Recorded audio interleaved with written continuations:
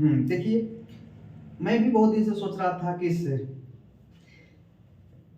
बात को आपके सामने डिस्कस कर दिया जाए।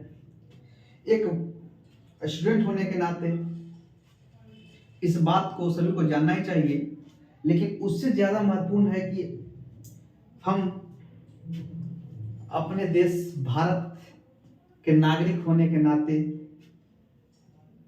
अपने देश के नाम के बारे में जानना सबका अधिकार होता है, चाहे वह बच्चा हो, वृद्ध हो, जवान हो, महिलाएं हो।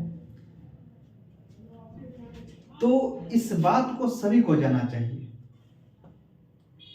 आज हम लोग बहुत ही सौभाग्यशाली हैं कि इस भारत माता की गोद में हम लोगों का जन्म हुआ है।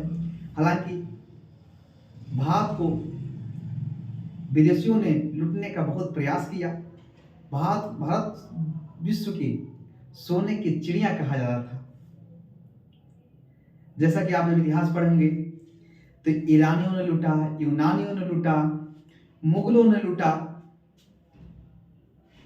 और बाकी जो बचा हुआ था अंग्रेजों ने तो भारत को बर्बाद ही कर दिया था। और जो भारत की डंका विश्व में पहले बजता था, आज फिर से भारत अमेरिका, रूस से कंधा मिलाकर, और यहां तक कि कई मामलों में उससे आगे भी हम लोग निकलने वाले हैं। और आज तक भारत ने कभी किसी देश पर कोई आक्रमण नहीं किया, लेकिन जिसने भी हमारे ऊपर आंख उठाकर देखा उसको हम लोगों ने बर्बाद कर दिया। और भारत ना किसी पे आक्रमण करता है, और जो आक्रमण हमारे ऊपर करता है उसके शुद्ध समय में हम लोग वापस भरपाई करते हैं। ताकि हालांकि बीच में कभी देखते होंगे बगल में जो भिखमंगा सा देश पाकिस्तान जो है, जिसका कोई काम धाम नहीं है, वही हम लोग आगे चंद्रयान भेजते हैं और वहां हमारे ऊपर बम फेंकता है। तो जाने दीजिए, थोड़ा थोड़ा ये सब बात, जैसे कि आप गांव में कहावत सुने होंगे कि जब हाथी चलता है तो कुत्ते भौंकते रहते हैं। एक पुरानी कहावत थी, तो कभी उस पर डिस्कस किया जाएगा अच्छी तरह से पाकिस्तान और इंडिया के संबंध को लेकर।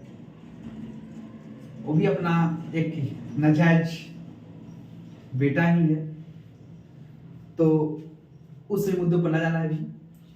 अगर हम बात करते हैं भारत के नाम की, तो क्या हमारे देश का नाम आज भारत और इंडिया है?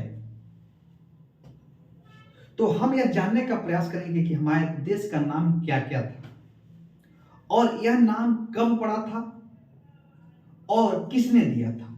जैसा कि आप सभी जानते होंगे कि भारत का नाम आर्यावर्त, ब्रह्मावर्त, जम्बूद्वीप, इंडिया, हिंदुस्तान और भारत है। तो यह सभी लोग, कुछ लोग जानते होंगे, लेकिन 100 में से 75% लोग नहीं जानते होंगे कि यह नाम क्यों पड़ा और किसने दिया। तो थोड़ा सा इस नाम पर डिस्कस करने से पहले थोड़ा सा हमको बैकग्राउंड जानना पड़ेगा, और ज्यादा हम इतिहास में नहीं घुसेंगे क्योंकि यह एक सभी लोगों को जानना चाहिए। तो भारत के नाम जो हम जैसे बात करें तो भारतीय संस्कृति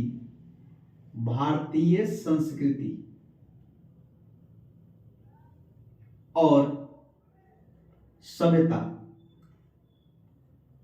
भारतीय संस्कृति और सभ्यता का जो उदय होता है वह सिंधु घाटी सभ्यता से होता है। जैसा कि आप जब पढ़े भी होंगे, जिसमें हड़प्पा था, मोहनजोदड़ो था।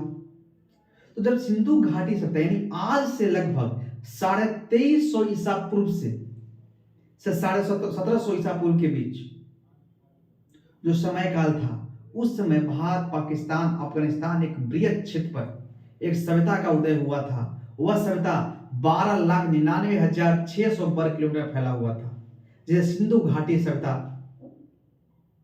या हड़प्पा सभ्यता के नाम से जानते थे। तो भारतीय संस्कृति और सभ्यता का जो उदय जो है वह सिंधु घाटी सभ्यता से मिलता है। हालांकि सिंधु घाटी सभ्यता की जो लिपि थी, उस लिपि को पढ़ा नहीं गया है, लेकिन वहां पे उत्खनन से कई सारे मृदभांड जो हैं, मोहरे, ये सब जो प्राप्त हुई है, उस आधार पर यह कहा जाता है कि भारतीय संस्कृति और सभ्यता का जो उदय जो है वह सिंधु घाटी सभ्यता से देखने को मिलता है। ठीक है, तो यहां से थोड़ा समझाने कि इसका उदय कहां से मिलता है, तो सिंधु घाटी सभ्यता से। उसके बाद हम आते हैं वैदिक काल। वैदिक काल का, आज जो वैदिक काल की बात करें तो वैदिक काल का जो समय जो काल था, आज से लगभग यानी 1500 से 600 ईस्वी पूर्व, ठीक है, में भारत की धरती पे उस समय बात करेंगे तो वैदिक काल को दो भाग में बांटे थे। एक था ऋग वैदिक काल और एक था उत्तर वैदिक काल। और इस काल में आप जानते होंगे कि आर्य जो थे वह मध्य एशिया से घूमते हुए भारत की तरफ अपना रुख किया था और इन्होंने अपना निवास स्थान जो आर्यों ने बनाया था, जो निवास स्थान, यह हिमालय और विंध्य पर्वत के बीच में इन्होंने निवास किया था। और इस पर्वत, हिमालय पर्वत और विंध्य पर्वत के बीच का जो क्षेत्र था, इस क्षेत्र को कहा जाता है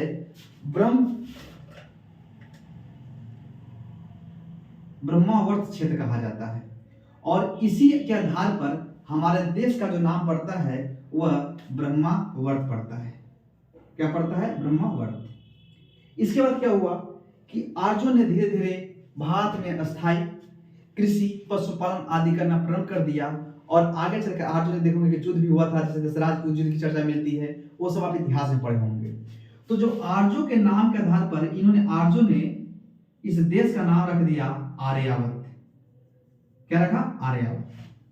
इसके बाद अगर हम बात करने की कोशिश करेंगे तो बौद्ध काल में जब आएंगे, जिस समय गौतम बुद्ध का जब उदय हुआ था, तो बौद्ध काल में बात करेंगे तो बौद्ध काल में हमारा देश का नाम पड़ता है जम्बू द्वीप। क्या पड़ता है? जम्बू द्वीप पड़ता है। इसके बाद क्या हुआ कि भारत की तरफ आक्रमण जो है वह यूनानी लोग करते हैं, यूनानी। और यूनानी लोग ने हमारे देश का नाम क्या रखा? इंडिया रखा, इंडिया रखा। क्यों? और यह इंडिया शब्द जो है, यह इसकी उत्पत्ति इंडोई से हुआ है, इंडोई। और इंडोई क्या है? एक यूनानी शब्द है। क्या है? इंडोई जो है वो क्या है? एक यूनानी शब्द है। और जो यूनानी जो लोग थे, इन्होंने क्या किया? सिंधु नदी को, एक नदी बहती थी सिंधु नदी, इस सिंधु नदी को इन्होंने इंडस कहा। क्या कहा? इंडस। और इसके सिंधु के पार जो निवास करने वाले जो लोग थे, और उस क्षेत्र में सिंधु और उसके पार के जो क्षेत्रों में जो लोग निवास करते थे, उस आधार पे, इस नदी के आधार पर, यानी सिंधु को क्या कहते थे? इंडस कहते थे। तो इंडस नदी के आधार पर इन्होंने हमारे देश का नाम कर दिया, इंडिया रख दिया। क्या रखा? इंडिया रखा। ठीक है। इसके बाद हम आते हैं यूनानी के बाद बात करते हैं, यहां से 1 नंबर, 2 नंबर, 3 नंबर, 4 नंबर। 5वां नंबर पर हम बात करेंगे ईरानी। जैसा कि जिसमें आप देखते होंगे, इसी को बोलता है पारसी। यानी इन्होंने भी भारत को लूटा। तो इन्होंने क्या कहा कि यूनानी लोग की बात करने के बाद मैंने आया ईरानी पे, लेकिन इन्होंने क्या कहा कि सिंधु नदी जो बहती थी, इस सिंधु नदी को हिंदू कहा, हिंदू नदी कहा। क्यों? क्योंकि वह स को ह पढ़ते थे। क्या पढ़ते थे? स को। जो ईरानी जो लोग थे ना, वह स नहीं कह पाते थे, तो स को क्या कहते थे? हा कहते थे। यानी उनसे स का उच्चारण नहीं होता था, और स जब वो बोलते थे तो लगता था कि पूरा हा बोल रहे हैं। इस आधार पे कहा गया कि इन्होंने सिंधु नदी को क्या कहा? हिंदू नदी कहा। ठीक है। और इस आधार पे कहा गया कि भारत का नाम हिंदुस्तान रहे। क्या है? हिंदुस्तान है। तो जिनको स्क्रीनशॉट लेना है वो स्क्रीनशॉट ले, फिर थोड़ा सा आगे हम चर्चा करेंगे।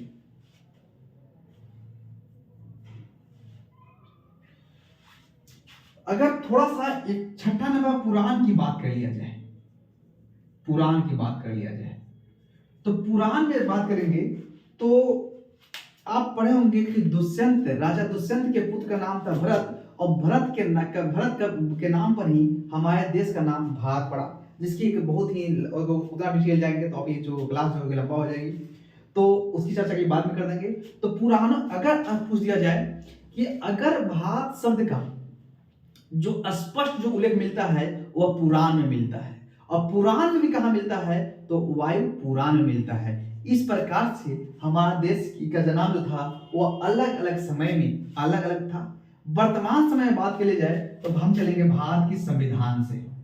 तो भारत के संविधान में अगर बात की जाए तो हमारा प्यारा सा देश का नाम भारत और इंडिया, भारत या इंडिया देखने को मिलता है। इस प्रकार से हम कह सकते हैं कि इतिहास के अलग अलग कालखंडों में अलग अलग लोगों ने हमारे देश का नाम अलग अलग कहा था, और वर्तमान समय में हमारे देश का नाम भारत या इंडिया ही है।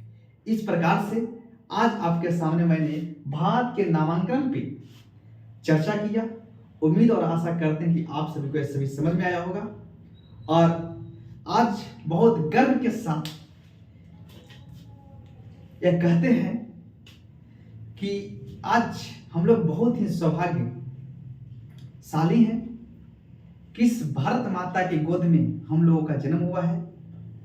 हालांकि अंग्रेजों ने भारत को लूटकर बर्बाद कर दिया था, लेकिन आज भी फिर भी हम लोग उस मुकाम पे पहुंचने की कगार पे हैं, और भारत जैसे देश से गर्व होता है कि हम भारत देश के नागरिक हैं। और आज भारत की डंका पूरी दुनिया लोहा मानती है भारत से, और इसी के साथ भारत के नामांकन पे कि अलग अलग समय में भारत का क्या क्या नाम थे वह आपके सामने मैंने डिस्कस करने का प्रयास किया। हालांकि ज़्यादा डिटेल नहीं गया, तो कभी और मौका मिलेगा तो आप सभी के इस सभी के और डिटेल जाकर बताने की प्रयास करेंगे। तो थैंक यू दोस्तों।